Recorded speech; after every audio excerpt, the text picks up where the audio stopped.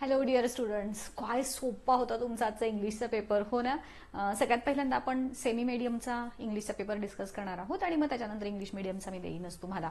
So paper इतका easy होता की मी स्वतः सुद्धा ते सॉल्व्ह करू शकले आणि मी काहीही कसल्याही प्रकारचा अभ्यास न करता, तुम्हाला तर माहितीच आहे माझा इंग्लिशचा काही असा हे नाही, पण जे बेसिक नॉलेज मला होतं इंग्लिशचं त्याच्या सहाय्याने मी पूर्ण पेपर सॉल्व्ह केला. मी केला तर तुम्ही तर काय मस्त एकदम छान लिहून आला असाल, हो की नाही, त्यात काही डाऊटच नाही.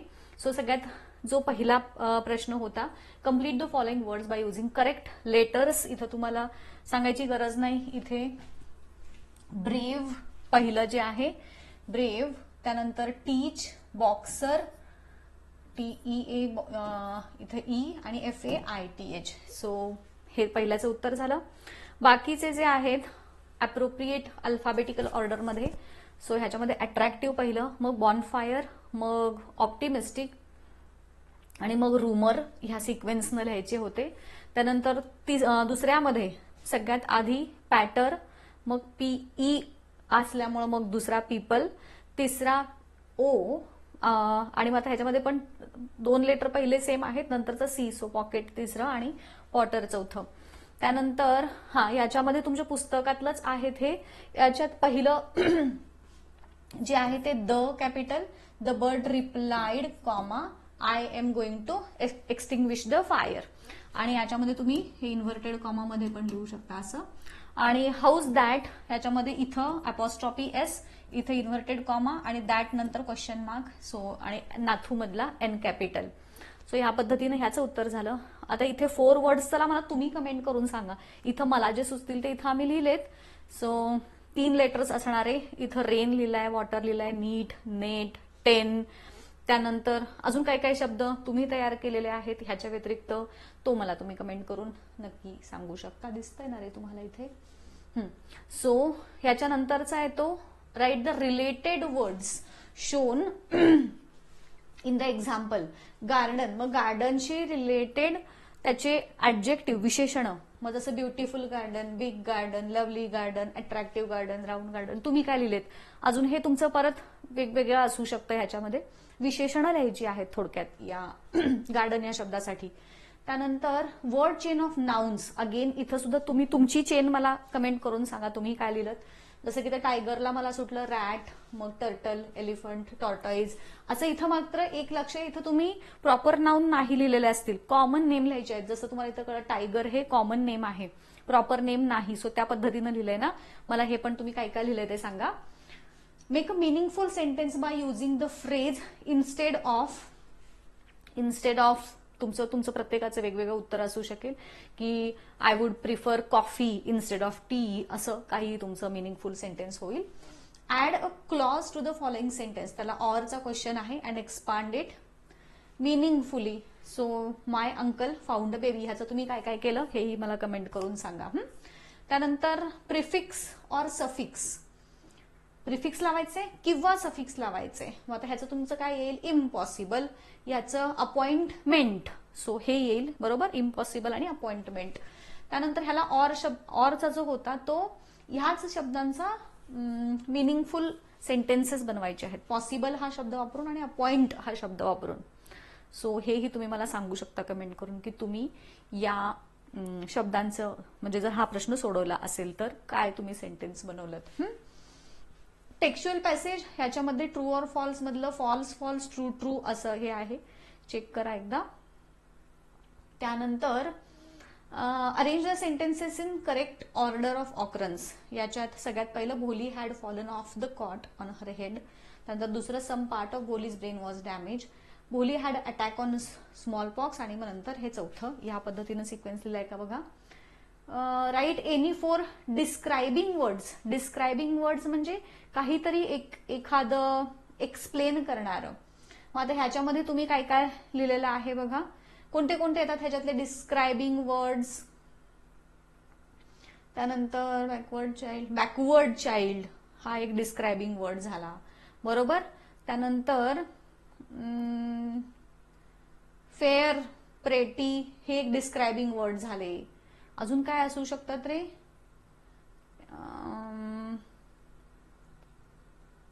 डीप ब्लॅक पॉकमार्क्स हे एक लिहू शकतो. लिटल सुरेखा. अजून काय काय आहेत बघा याच्यात. हा तर माझ्याकडून बघायचाच राहिला होता. So 7 children. त्यानंतर prosperous farmer household. Plenty to ठीक आहे. Healthy and strong. हे काही डिस्क्रायबिंग वर्ड्स आहेत बरोबर. तर कोणतेही 4 डिस्क्रायबिंग वर्ड्स तुम्हाला ह्याच्यात लिहायचे होते. त्यानंतर do as directed. At birth the child was fair and pretty. आता नॉट ओनली बट ऑल्सो वापरायचं आहे. At birth the child was not only fair but also pretty असं येतंय बरोबर. Little Surekha could not speak till she was 5. Unable to. मग ह्याचं कसं येणार. Little Surekha was unable to speak till she was 5 बरोबर. त्यानंतर पर्सनल रिस्पॉन्स वाला आहे. ठीक आहे. Write any other names of 4 diseases. कोणतेही 4 डिसीजेस लिहायचे आहेत आणि त्यातल्या कोणत्या तरी एकाचं सिम्पटम. कोणतेही डिसीज तुम्ही इथं लिहू शकता. त्यानंतर येतं कम्प्लीट द फॉलोइंग सेंटेन्स. आता इथं त्याचं उत्तर दिले. The book Swami and friends is a good read for. तर ह्याचं उत्तर मी इथं मार्क करून ठेवलंय कुठेतरी. It a good read for children of all ages. इथंपर्यंत दिलं तरी चालेल किंवा त्याच्या पुढे हू मे जस्ट एन्जॉय इथं हे पूर्ण इथं लिहिलं तरी चालेल. दोनही उत्तर तुमची ऍक्सेप्टेबल आहेत. त्यानंतर the use of simple and short sentences aids. इथं कुठेतरी दिलेलं आहे. To the simplicity of the book. ह्याचं पूर्ण वाक्यात लिहिलंय ना रे बघा. कम्प्लीट द सेंटेन्स म्हटलंय. सो पूर्ण उत्तर लिहिलंय का बघा. It is also known fact that mischievous kids are. तिसऱ्याचं उत्तर आहे the most sensitive and loving people of all. आणि नेक्स्ट काय आहे. R K Narayan is a literary genius. ठीक आहे. त्यानंतर येत आहे बघा पुढे qualities of Swami. Sensitive, loving, tender, kid, mischievous असे काही त्याचे आहेत क्वालिटीज इथं दिलेल्या. त्या इथं लिहिल्यात का बघा तुम्ही चेक करा एकदा. त्यानंतर हे बघा हे मॅच द पेअर मध्ये असं केलं का. मिस्चिवस म्हणजे नॉटी, एनकम्पास म्हणजे सर्कल अराउंड, कन्सर्ड म्हणजे वरीड आणि किड्स म्हणजे चिल्ड्रन.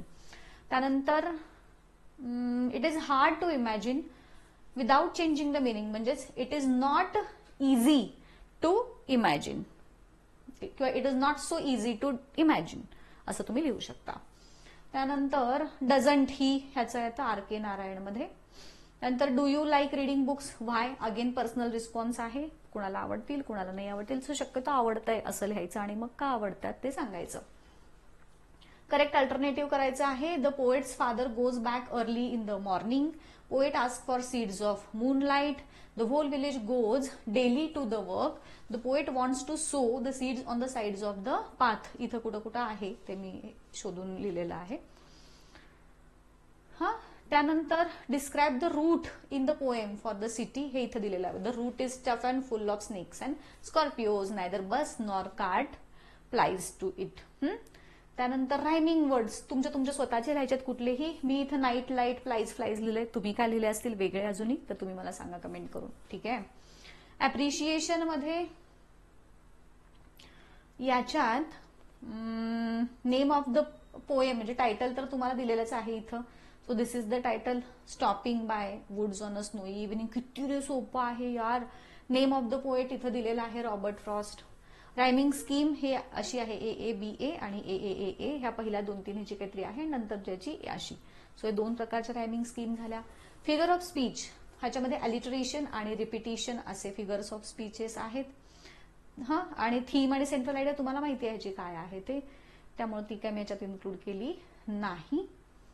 त्यानंतर fill in the blanks. Power and force are typical of the tandava. त्यानंतर Bharatanatyam was dance as a solo performance by devadasis. Tandava is associated with. इथं कुठंतरी मी त्याला शिव अँड लस्या विथ पार्वती. हे तिसऱ्याचं उत्तर झालं. त्यानंतर Bharatanatyam is the oldest and most popular dance form of the India. हे पहिल्याचे 4 झाले. आता नेक्स्ट क्वेश्चन मध्ये complete the web diagram. Main schools of classical dance forms, इथे 4 प्रकार दिलेत बघा. इथं कुठे भरतनाट्यम, कथकली, मणिपुरी आणि कथक, हे 4 मेन स्कूल झाले. त्यानंतर find the synonyms. Non, unknown, group, solo. Solo आहे ते चुकून माझं तर सोलोच आहे ते, सोला दिसतंय, ठीक आहे. पुअर, रिच आणि नॅरो, ब्रॉड, सोलाच झाले ते ऍक्च्युली, तर सोलो लक्षात ठेवा ते. त्यानंतर Bharatanatyam is most popular dance form of the India. Change into positive degree. आता ह्याच्यात तुम्ही कसं म्हणणार, no other dance form of India is as popular as Bharatanatyam, असं काहीतरी त्याचं change into positive degree येईल. त्यानंतर later kings and rich people lent their patronage to it. Rewrite using as well as. Later kings as well as rich people lent their patronage to it. बरोबर, ह्या पद्धतीनं 4 benefits of dancing तुम्ही काही याच्यामध्ये लिहू शकता. एक्सरसाइज होतो, mood हे करतो वगैरे वगैरे. समरी रायटिंग, ठीक आहे, हे काय मी याच्यात इन्क्लूड केलेलं नाही.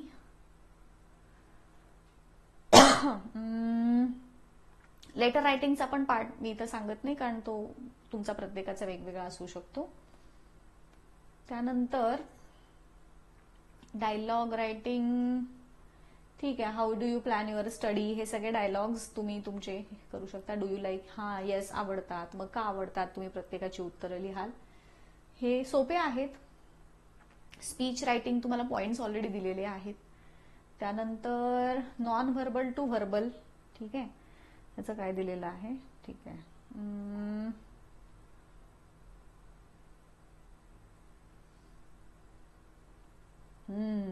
आता इथं ना टायटल, आता इथं काय करायचं आहे, पहिल्या ह्याच्यात तुम्हाला suitable, give a suitable title, complete the given table करायचं आहे.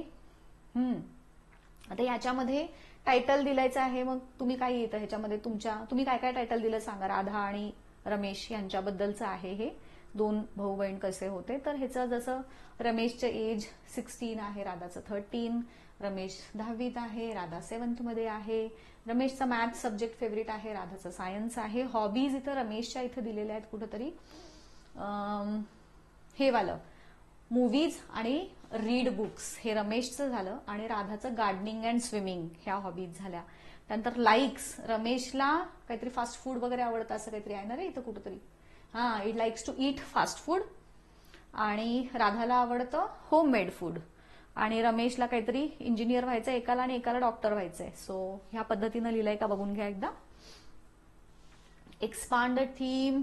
5 died in the road accident, ठीक आहे, हे काय मी इन्क्लूड करत नाही, ही पण तुम्हाला स्टोरी लिहायची आहे.